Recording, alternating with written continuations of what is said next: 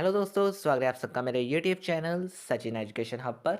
तो दोस्तों, आज मैं आपके लिए ले आया हूँ वीडियो। एक छोटी सी वीडियो है प्रोडक्शन एंड ऑपरेशन मैनेजमेंट के लिए, और जिनका कल एग्जाम है पंजाब यूनिवर्सिटी स्टूडेंट्स के लिए, तो उनके लिए एक छोटा सा मैराथन है जिससे वो अपनी थ्योरी को अच्छे से और जल्दी से कंप्लीट कर सकते हैं। मोस्टली इंपॉर्टेंट टॉपिक्स इस मैराथन में कवर होने वाले हैं, ज़्यादा डिटेल में हम नहीं जाएंगे, तो जल्दी से कवर करते हैं। चलिए दोस्तों, और सबसे पहली बात, अगर आपको ये चार्ट चाहिए और मैराथन पढ़ना है, जल्दी से समझना है, चार्ट जाने से पहले लेना है, तो मेरे टेलीग्राम चैनल पे आप जा सकते हैं, और वैसे भी कोई भी नोट्स आप कॉमर्स सब्जेक्ट से रिगार्डिंग वहाँ से ले सकते हैं। उस चैनल का लिंक आपको मेरी वीडियो डिस्क्रिप्शन में मिल जाएगा। देखिए दोस्तों, सबसे पहले प्रोडक्शन एंड ऑपरेशन मैनेजमेंट का जो मीनिंग है वो क्या है। एक प्रोसेस है, सिंपल सी बात, जिसमें हम अपने इनपुट्स को फाइनल गुड्स में कन्वर्ट करते हैं और अच्छे तरीके से मैनेज करते हैं, और ध्यान रखते हैं कि जो कंट्रोल पर्पस है और जो हमारा मेन प्री डिटरमाइंड पर्पस है वो अचीव हो सके। Simply meaning. और यही जो लाइन है ना जो मैंने अभी बोली, ये बहुत बार एग्जाम में आई हुई है। Convert the raw material into, यानी convert the input into final goods, ये क्वेश्चन पूछ लिया जाता है। तो उसमें क्या लिखना है, बच्चे थोड़ा सा कंफ्यूज हो जाते हैं, तो मैं आपको क्लियर कर देता हूँ कि उसमें आपने ऑब्जेक्टिव्स और फंक्शंस को एक्सप्लेन करना है, that's it. Mostly importance cover हो जाती है। और ज़्यादातर अगर आपको एक चीज़ बात बता दूं, कि ये जो पूरा फर्स्ट चैप्टर आपका है, ये पूरा का पूरा आपके बाकी चैप्टर से लिंक किया गया है। यानी इसमें इंपॉर्टेंस, इसमें ऑब्जेक्टिव्स, बहुत सारे ऐसे पॉइंट्स हैं जो आपके आने वाले चैप्टर्स में कवर होने वाले हैं। तो जैसे कि ऑब्जेक्टिव्स बात कर लेते हैं। सबसे पहले प्रॉपर यूटिलाइजेशन ऑफ रिसोर्सेज। जब भी आप प्रोडक्शन की मैनेजमेंट करते हो तो मैनेजमेंट इस तरीके से करनी ज़रूरी होती है कि उसके जितने भी रिसोर्सेज हैं उनको हम इफेक्टिव यूज़ कर सकें, और ज़्यादा से ज़्यादा ध्यान रख सकें कि उस रिसोर्सेज का बैड यूज़ ना हो, और वेस्टेजेस तो बिल्कुल भी ना हो। दूसरा है that is minimum cash outflow. Obviously हम ज़्यादातर प्रोडक्शन मैनेजमेंट इसीलिए करेंगे कि हमारा जो आउटफ्लो है वो कम हो जाए, और हमारी प्रोडक्शन इस तरीके से हो कि हम ज़्यादा गेन कर सकें, राइट। थर्ड आता है मैक्सिमम एफिशिएंसी। तो जब हम मैनेजमेंट की ओर ध्यान देते हैं तो हमारा ये भी ध्यान रखता है कि हमारे वर्कर्स ज़्यादातर एफिशिएंट रहें और ज़्यादा जल्दी काम करें और उनकी एफिशिएंसीज को इंक्रीज हो जाए। फिर आता है मिनिमम प्रोडक्शन साइकिल। जितना कम प्रोडक्शन साइकिल होगा और बढ़िया साइकिल होगा, उतना ही एफिशिएंट आपका काम होगा, यानी उतना ही आपका मैनेजमेंट एफिशिएंट माना जाएगा, उतना ही आप अपने लेवल पे अच्छे माने जाओगे। तो जितना कम प्रोडक्शन साइकिल उतना बेस्ट हो जाएगा। Higher profit. हमेशा प्रोडक्शन मैनेजमेंट का ये एम रहता है कि उनका जो प्रॉफिट है वो ज़्यादा रहे, विद द हेल्प ऑफ, कि वो क्या कहते हैं कि लेस वेस्टेज हमारी हो जाए, रिस्क कम हो जाए, एफिशिएंसी अच्छी बन जाए, तो इन सभी चीज़ों से ऑटोमेटिकली जो उनका प्रॉफिट है वो ऑटोमेटिकली हायर चला जाएगा। तो उनका ये ऑब्जेक्टिव रहता है कि मैक्सिमाइज हमने अपना प्रॉफिट करके ही रखना है, जितना होगा उतना हम अचीव करेंगे। और लास्ट आता है मिनिमम पॉसिबल इन्वेंट्री लेवल। जितना कम इन मतलब मिनिमम पॉसिबल, मतलब देखो, जितना हमारे पास ज़्यादा स्टॉक होगा, मैं ये नहीं कह रहा बहुत बढ़िया बात है, अवेलेबल स्टॉक होना चाहिए, पर ज़्यादा स्टॉक भी नहीं पड़ा होना चाहिए। तो जितना मिनिमम इन्वेंट्री लेवल होगा उतना बढ़िया आपका प्रोडक्शन मैनेजमेंट होगा, क्योंकि उसे मैनेज भी तो उतना आसानी से किया जा सकता है, राइट। उसके बाद आते हैं इसके कुछ फंक्शंस की ओर। जैसे मैंने ऑब्जेक्टिव्स की बात करी है, वैसे ही इसके फंक्शंस, इंपॉर्टेंस या एडवांटेज, कुछ भी वर्ड आ जाए, और मिनिममली अगर मैं एक बात कहूँ तो स्कोप भी आ जाए। मेरी बात ध्यान सुन लो, जो ये कह रहे हैं कि वीडियो नहीं देखेंगे, लेकिन बाद में मैं बता रहा हूँ, स्कोप भी क्वेश्चन आ गया तो भी एक आंसर आएगा, तो भी ये आंसर आएगा जो मैं अभी बताने वाला हूँ। फंक्शंस और एडवांटेज का पॉइंट सारे सिमिलर हैं, आप एक बार चेक करिएगा। दैट इज़ प्रोडक्ट डिज़ाइन करने में और प्रोडक्ट प्लानिंग करने में आपके अलग आने वाले चैप्टर्स हैं। जितने भी फर्दर चैप्टर्स हैं वो सारे चैप्टर्स लिंक इसी इंपॉर्टेंस के साथ हो जाते हैं, इसी फंक्शंस के साथ हो जाते हैं, और अगर स्कोप आता है तो भी वही पॉइंट्स आ जाते हैं। तो नो मैटर आपने क्या लिखना है, आने वाले सारे चैप्टर्स के जितने भी पार्ट्स आपने पढ़े होंगे उन सभी की डिटेल में आपने बस इन पॉइंट्स में एक्सप्लेनेशन दे देनी है, आपका आंसर कवर हो जाएगा। वैसे आप पढ़ सकते हो, वैसे वही चीज़ें होंगी जो ऑब्जेक्टिव्स में हमने कवर करी और आने वाले पॉइंट्स में हम कवर करने वाले हैं। तो मैं ये स्किप कर रहा हूँ, ध्यान से समझ लीजिएगा, यही पॉइंट्स आपने आने वाले अभी कुछ मिनटों में पढ़ लेने हैं। चलिए, हमारा अगला टॉपिक है डिमांड फोरकास्टिंग। बहुत बार क्वेश्चन आ जाता है इसका भी, इसके मेथड्स के बारे में बताइए और इसकी ज़रूरत क्या है। तो जब हम इसके बारे में पहले पढ़ते हैं तो एस्टिमेट करना, दैट इज़ डिमांड हमारी क्या होगी प्रोडक्ट की आने वाले स्टेज के ऊपर, that is known as demand forecasting. और जब इसकी ज़रूरत की बात की जाती है तो इसकी वही ज़रूरतें हैं जो हमने ऊपर पढ़ी, जो हमने ऑब्जेक्टिव्स में डिटेल में थोड़ा डिस्कस किया, वही इसकी ज़रूरतें हैं। कि डिमांड को अच्छे से फोरकास्ट करने का मतलब क्या होता है, कि हम अपने ऑब्जेक्टिव्स को टाइमली अचीव कर सकें, राइट। हम क्यों डिमांड फोरकास्ट करना चाहते हैं, क्योंकि हम अपने रिसोर्सेज को अच्छे से इस्तेमाल कर सकें, उसका कोई वेस्टेज ना हो। हमारी मार्केट में इमेज अच्छी हो जाएगी कि अगर हम टाइमली क्या कर लेंगे, डिमांड को फोरकास्ट कर लेंगे, अच्छे से एस्टिमेट कर लेंगे, अपने प्रोडक्ट को अच्छे से तैयार कर लेंगे और कंज्यूमर की सेटिस्फेक्शन को अचीव कर लेंगे, तो हमारी जो मार्केट में गुडविल है वो अच्छी हो जाएगी। फिर आता है low cost and high profit. Obviously हम डिमांड को फोरकास्ट इसलिए करते हैं कि हमारे आने वाले प्रोडक्ट के डिमांड के बारे में अच्छे से पहले पता चल जाए, हम अपने पास उतना फाइनेंस पहले ही रेस करके रखें कि हमें कभी भी आने वाले टाइम पीरियड में हाई कॉस्ट का सामना ना करना पड़े, और ऑटोमेटिकली जब हम इस रिस्क को मेंटेन कर लेते हैं तो हमारा प्रॉफिट हाई हो जाता है। कंज्यूमर सेटिस्फेक्शन मैंने पहले बात कर दी इस चीज़ की कि जब डिमांड की फोरकास्टिंग हम अच्छे से पहले ही कर लेते हैं, एस्टिमेट कर लेते हैं, तो कंज्यूमर पहले ही इस चीज़ में सेटिस्फाई हो जाता है कि इस बिजनेस ने हमारी नीड को पहले पूरा किया है, तो इसीलिए वो हमें अच्छे से हमारी हमारी जो हमारी जो ऑटोमेटिकली गुडविल है उससे बनेगी, और उससे क्या होने वाला है, कंज्यूमर सेटिस्फेक्शन जो है वो हमारा एक ऑब्जेक्टिव रहता है। ठीक है। अब इतनी सारी बातें जब हुई तो ज़रूरी है ये जानना कि डिमांड फोरकास्टिंग जो है वो करते कैसे हैं। तो जब करने की बारी आती है तो उसमें 6 मेथड्स हमारे पास आ जाते हैं, जैसे कि कंज्यूमर सर्वे। पहले कंज्यूमर सर्वे नाम से क्लियर है, कंज्यूमर के पास जाना, उसकी डिमांड उसके साथ क्वेश्चन आंसरिंग करना, उसके बारे में पूछना कि भाई उसकी क्या नीड है, क्या ज़रूरतें हैं, ताकि उसके सर्वे से हम ये पता कर सकें कि आने वाले पीरियड में डिमांड कितनी फोरकास्ट की जा सकती है, मतलब कितनी हो सकती है। Second, expert opinion. हमारा ये ओपिनियन, मतलब हम अपने एक्सपर्ट से ओपिनियन ले सकते हैं। एक्सपर्ट मतलब हर एरिया में अपना अपना एक एक्सपर्ट होता है। जैसे कि सेल्स में एक्सपर्ट जो होगा, हम उससे जाके कहेंगे कि भाई तुम डायरेक्टली क्या कर रहे हो, सेल कर रहे हो कस्टमर को, हमें बताइए कि कस्टमर की क्या क्या अवेलेबिलिटी है इस टाइम पे, क्या क्या चाहिए उनको, ताकि हम उस तरीके से प्रोडक्ट बनाएं और हमारी डिमांड को पूरा करें। फिर आते हैं डेल्फी टेक्निक। इसमें 5 चीज़ें आ जाती हैं। सबसे पहले क्या होता है, ग्रुप ऑफ पर्सन्स को एक साथ कर लिया जाता है इकट्ठा, यानी एक्सपर्ट्स जो होते हैं हर एक फील्ड के, उनको इकट्ठा कर लिया जाता है। फिर उनको कहा जाता है कि ये लीजिए कुछ क्वेश्चंस हम आपसे पूछ रहे हैं, उनके आंसर दीजिए। फिर वो उनके आंसर्स देते हैं और रिकॉर्डेड हम कर लेते हैं उनको रिटन फॉर्म में। और जब उनके रिटन फॉर्म में हम उनको रिकॉर्ड करते हैं तो उनके बीच में हम उन आंसर्स को एक्सचेंज कर देते हैं, और जब आंसर्स को एक्सचेंज करते हैं उसके बाद क्रॉस चेकिंग की मदद से हम उनके आंसर्स की रिजल्ट्स को इकट्ठा करते हैं, और उन रिजल्ट्स की हेल्प से हम उन डिमांड को फोरकास्ट करते हैं। उसे कहते हैं डेल्फी टेक्निक। राइट। कोई इसमें मुश्किल पार्ट नहीं है, बहुत आसान सी प्रोसेस है। फिर आता है ट्रेंड एनालिसिस। बहुत आसान टॉपिक है भाई। पास्ट फिगर्स को देखिए, जैसे ऊपर नीचे जा रहा है ट्रेंड, उस हिसाब से देखिए कि डिमांड कैसे चल रही थी, उसी हिसाब से आज की डिमांड फोरकास्ट कर लीजिए। बहुत आसान टॉपिक था। इकोनॉमिक इंडिकेटर, जैसे कि कुछ इंडिकेटर, जैसे कि कस्टमर्स कॉन्ट्रैक्ट, जैसे कह रहे construction contract, sorry customer contract आएगा यहाँ पे, चेंज कर लेना। मतलब क्या है, और पर्सनल इनकम मतलब क्या है, हम ये देख लेते हैं कि कितने कॉन्ट्रैक्ट्स मिले हैं हमें कस्टमर की डिमांड के ऊपर, यानी कस्टमर कौन कौन से प्रोडक्ट की डिमांड चाहता है। उसके अलावा पर्सनल इनकम कितनी है एक पर्सन की। उससे क्या होगा, जब हम एक पर कैपिटा इनकम के बारे में जानेंगे तो हमें पता चल जाएगा कि पर्सन कैसा है। राइट, हमें पता चल जाएगा कि उसके पास कितना पैसा है।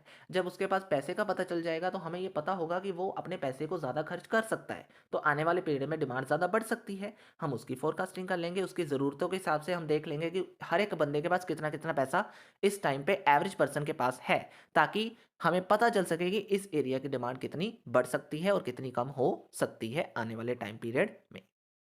और लास्ट आ जाता है सेल्समैन से पूछिए, भाई सेल्समैन का सर्वे करिए कि भाई मुझे बता, तो डायरेक्टली जज करता है कंज्यूमर को, मुझे बता क्या हो सकती है कंडीशन आने वाले टाइम पीरियड में, उसको हम कह देते हैं सेल्समैन ओपिनियन मेथड। बहुत आसान था। चलिए आगे। अगला टॉपिक हमारे पास जब भी आता है वो आता है लोकेशन का, कि जब भी हमें प्रोडक्शन करनी है हमें एक जगह चाहिए, हमें एक लोकेशन चाहिए। तो वहाँ पे एक क्वेश्चन आ जाता है हमें एग्जामिनर के साथ कि भाई, एक लाइन में क्वेश्चन आता है कि facility location is depending on various factors. Right, बहुत सारे फैक्टर्स के ऊपर डिपेंड करता है, बहुत सारी चीज़ों के ऊपर डिपेंड करता है। मैं एक चीज़ क्लियर कर देता हूँ, इसमें से सिर्फ एक ही क्वेश्चन ज़्यादा इंपॉर्टेंट निकलता है, वो है कौन सी चीज़ों का ध्यान रखना है लोकेशंस का, लोकेशन लेने के लिए, प्रोडक्शन की लोकेशन तैयार करने के लिए। तो भाई जब भी हम ये ध्यान में रखना है तो किस चीज़ों का ध्यान रखना है कि रॉ मटेरियल हमारे पास अवेलेबल हो पाएगा कि नहीं। हमें ईजी अवेलेबल है तो हम उस लोकेशन को ले लेंगे। राइट, मार्केट कितनी नज़दीक है, जितनी दूर मार्केट होगी उतना आपके लिए ट्रांसपोर्टेशन कॉस्ट ज़्यादा हो जाएगी, उतना आपको कॉस्ट बियर करनी पड़ेगी, उतना आपको नुकसान ज़्यादा होने के चांसेस हैं। तो इसलिए जितनी नियर मार्केट है उतना आपका ज़्यादा बेनिफिट होगा। लेबर कितनी अवेलेबल है, ये सबसे ज़रूरी पार्ट होता है हर एक लोकेशन का, ये भी आपको देखना पड़ेगा। नेचर, क्लाइमेट, अरे भाई जहाँ पे भी काम कर रहे हो, जहाँ पे भी लोकेशन है, हर लोकेशन का अपना अपना नेचर, मतलब क्लाइमेट्स जो है बदलते रहते हैं। इंडस्ट्री हर एक क्लाइमेट के साथ डील करती है, यानी हर एक इंडस्ट्री का अपना अपना क्लाइमेट होता है, तो उस हिसाब से लोकेशन को डायरेक्टली अफेक्ट होता है कि किस एरिया में उसने सेटअप करना है। गवर्नमेंट पॉलिसी, हर एरिया है जो वो गवर्नमेंट के अंदर आता है ज़्यादातर, मतलब हर एरिया तो नहीं कहेंगे, कुछ एरियाज ऐसे होते हैं जो गवर्नमेंट टैक्स फ्री रखता है, जैसे कि SEZ जोन्स, राइट, उनको क्या है, टैक्स फ्री रखा जाता है। तो ऐसे ही गवर्नमेंट कुछ एरियाज है जिनको टैक्स फ्री कर देता है, लेकिन वहाँ पे प्रोडक्शन भी बहुत अच्छी होती है और वहाँ पे बाकी बेनिफिट्स भी बहुत अच्छे मिलते हैं। तो अगर आपको लगता है कि आपके बिल्कुल बिजनेस के हिसाब से वो चीज़ है, डिमांड भी पूरी हो जाएगी, तो वहाँ पे लोकेशन ले लीजिए, तो वो भी लोकेशन बेस्ट होती है। तो लोकेशन इसी फैक्टर के ऊपर भी अफेक्ट करती है कि गवर्नमेंट की पॉलिसी कहाँ कहाँ है और कितनी कितनी है। फिर आता है कंपटीशन, ज़्यादा कंपटीशन होगा उस एरिया में, आपको अपना नया बिजनेस सेटअप करने में बहुत मुश्किल आ जाएगी, एक नया प्रोडक्ट डेवलप करने में बहुत मुश्किल आएगी, तो ये कुछ लोकेशन के इफेक्ट कर देता है। पावर अवेलेबिलिटी, जहाँ पे पावर अगर होगी नहीं, कम होगी, तो वहाँ पे आपकी अगर इंडस्ट्री को ज़्यादातर पावर चाहिए तो आपको मुश्किल आ जाएगी। तो 24/आवर्स की पावर अगर आपके पास है किसी फैसिलिटी, मतलब किसी लोकेशन पे, तो वहाँ वहाँ पे आप अपनी इंडस्ट्रीज़ को ज़्यादा सेटअप कर सकते हो, वो लोकेशन बेस्ट मानी जाएगी। फिर आता है ट्रांसपोर्टेशन, बहुत अच्छी बात, ये मैंने पहले ही बता दिया था कि ट्रांसपोर्टेशन फैसिलिटी जितनी होगी उतना बेस्ट है। मैं ये नहीं कह रहा मार्केट दूर है तो ट्रांसपोर्टेशन फैसिलिटी तभी फ़ायदेमंद है। भई वैसे भी आपने कोई डिलीवरी करनी है तो आपके पास ट्रांसपोर्टेशन फैसिलिटी नज़दीक होनी चाहिए। ट्रांसपोर्टेशन फैसिलिटी होनी भी चाहिए उस एरिया में, तभी बात बनेगी। आपका कुछ एरिया ऐसा है जहाँ पे ट्रांसपोर्टेशन चल ही नहीं सकते, तो आपको मुश्किल आ जाएगी। आपके प्रोडक्ट अगर आपसे डिलीवर ही नहीं किए गए, तो आपकी प्रॉब्लम ऑटोमैटिकली खड़ी हो जाएगी। तो इसीलिए ट्रांसपोर्टेशन जहाँ पे है, सही में आपके पास आ सकते हैं, आपकी फैसिलिटी को पूरा कर सकते हैं, this location is best for the that business. Clear? चलिए सर, उसके बाद आता है प्रोसेस की एनालिसिस का टॉपिक। जब प्रोसेस एनालिसिस की बात आती है तो मैं उसके बाद ये कहता हूँ कि आपने जब सिलेक्शन करनी है अपने इनपुट की, ऑपरेशन की, जो काम करना चाहते हो, जो मेथड यूज़ करना चाहते हो, उन सबको हम एक प्रोसेस एनालिसिस के अंडर ले आते हैं। और उसमें जब हमने प्रोसेस एनालिसिस करना है तो 5 चीज़ें करनी होती हैं, जिसे हम कहते हैं DMAIC। क्या कहते हैं? DMAIC। Sir, D for define होता है, जिसमें हम ये देखते हैं कि हमारे कस्टमर्स कौन है, हमारा मेथड क्या होगा, हमारे वर्कर्स कितने हो सकते हैं। सर, उसके बाद आता है एम, यानी मेजर, हम मेजर करते हैं कि जो हमने काम करने हैं वो हमारे फ्लो चार्ट के ज़रिए हम उस चीज़ को बना देते हैं कि हमने क्या क्या काम करने हैं, कहाँ कहाँ काम करने हैं।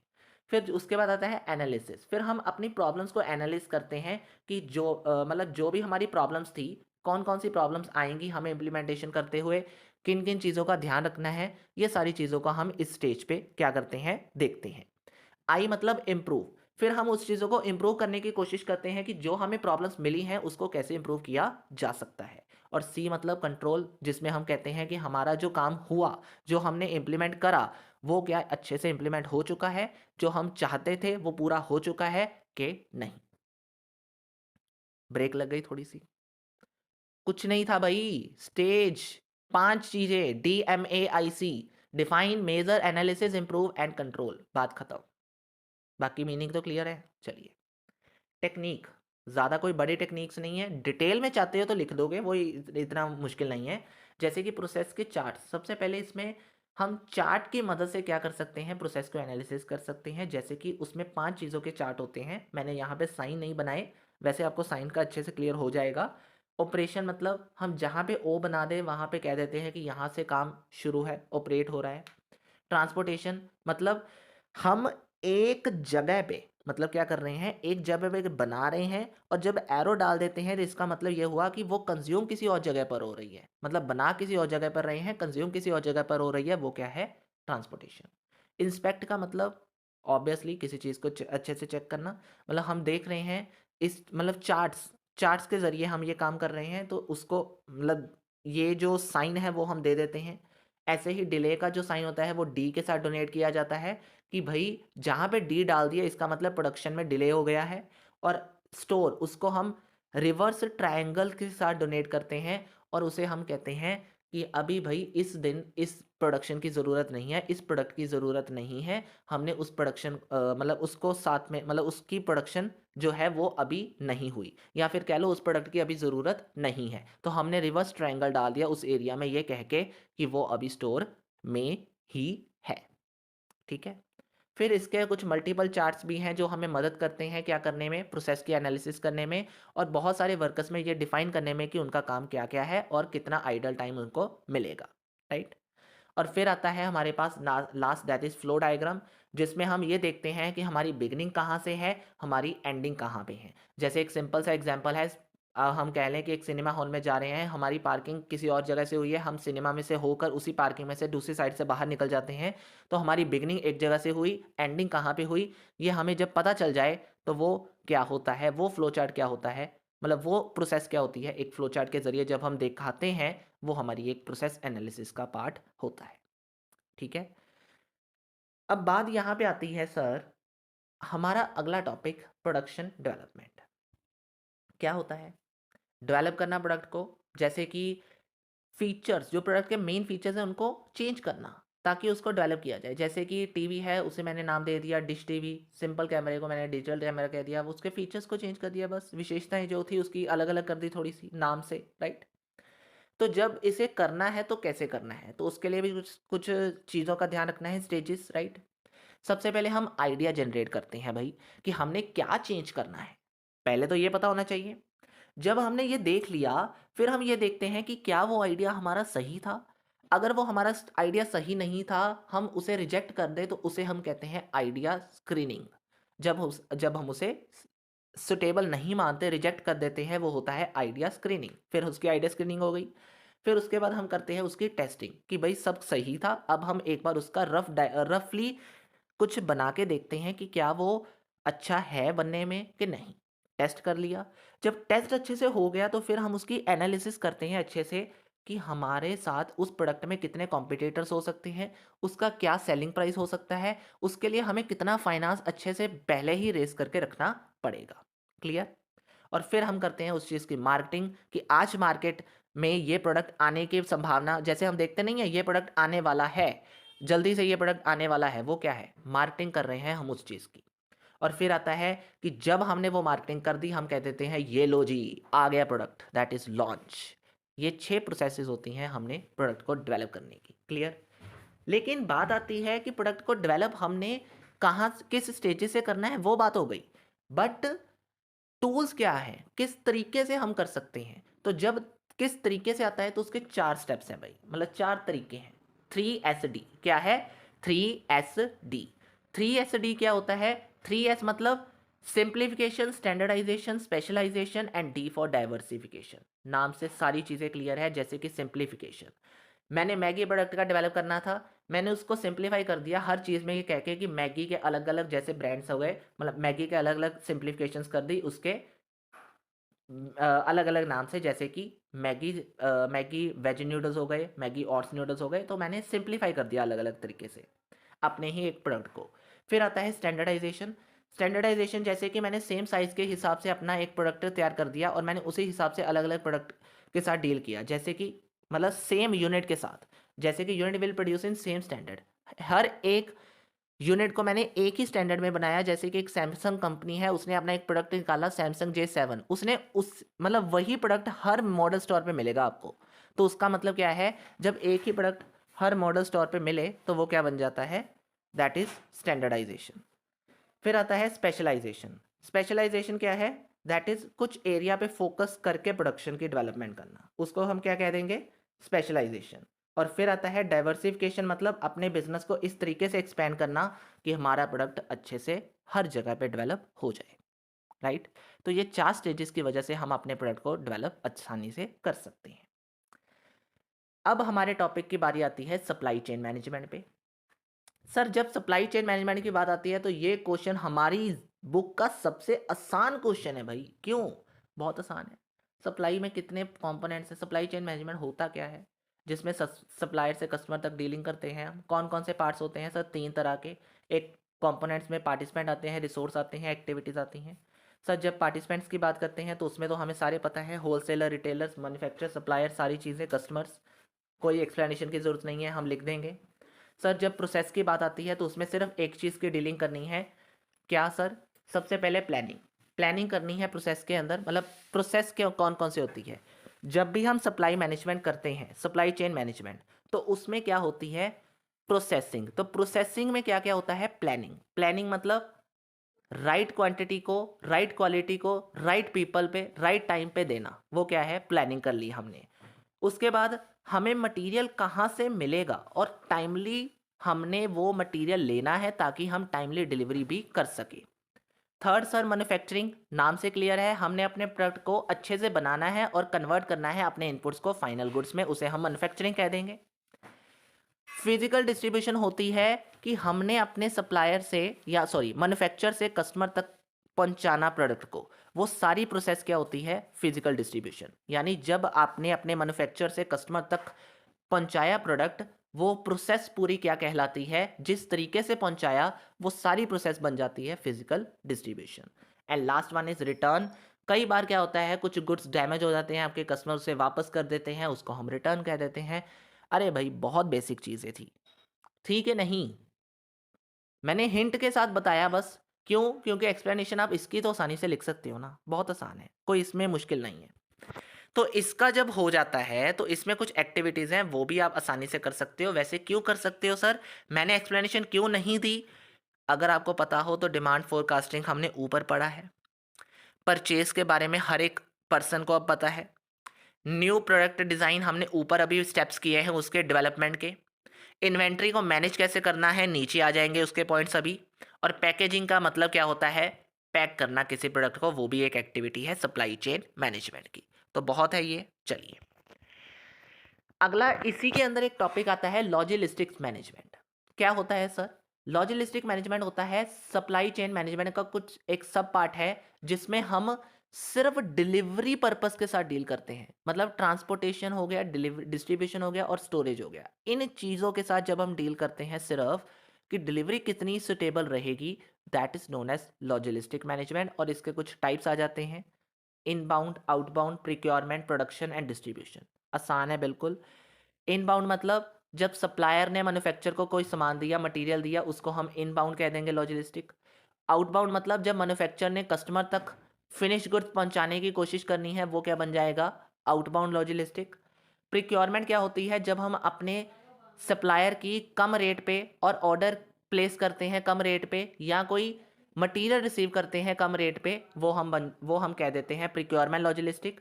फिर आता है प्रोडक्शन लॉजिस्टिक, दैट इज जिसमें प्रॉपर टूल देखे जाते हैं, मटेरियल कितना हमारे पास है, कितना यूज़ हो सकता है, उन चीज़ों के बारे में जब देखते हैं तो वो बन जाता है प्रोडक्शन। और लास्ट आता है डिस्ट्रीब्यूशन, जिसमें हम ध्यान रखते हैं कि हमारी डिलीवरी टाइमली हो जाए। क्लियर? इसमें भी बात आती है कुछ एलिमेंट्स की। ज़्यादातर क्वेश्चन यही आता है आपको अगर पूछा जाए, लेकिन बहुत कम भी आता है, कई बार सप्लाई वाला ज़्यादा आता है। लेकिन लॉजिस्टिक के कुछ एलिमेंट्स हैं जिसमें से आपको पहले 3 बहुत अच्छे से क्लियर हैं, ट्रांसपोर्टेशन के बारे में, स्टोरेज के बारे में और फिजिकल डिस्ट्रीब्यूशन के बारे में। लेकिन जब 2 बात आती है 3PL और 4PL, तो उसकी कुछ एक्सप्लेनेशन मैंने दे दी है। 3PL मतलब मैं प्रोड्यूसर हूँ और आप कंज्यूमर हो, मैंने किसी के थ्रू आपको कोई प्रोडक्ट पहुंचाया, वो बन जाता है थर्ड पार्टी लॉजिस्टिक। और जब फोर्थ पार्टी लॉजिस्टिक की बात आती है तो उसमें कुछ एक्टिविटीज़ होती हैं, जैसे कि काउंसलिंग कंसल्टेंसी हो गया, इन्वेंट्री मैनेजमेंट हो गया, बिजनेस प्लानिंग हो गया, और लॉजिस्टिक की कुछ ट्रांजैक्शंस होती हैं।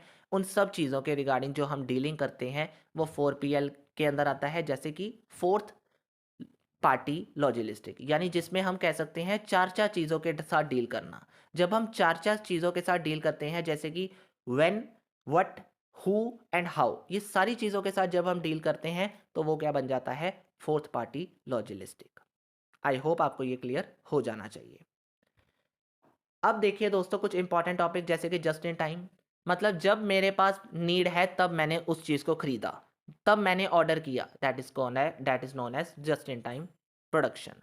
मतलब जब मुझे ज़रूरत होगी, जब मैंने कोई इन्वेंट्री कंट्रोल, मतलब इन्वेंट्री स्टोर करके नहीं रखनी, जब ज़रूरत है तब मंगवा लो, बात खत्म।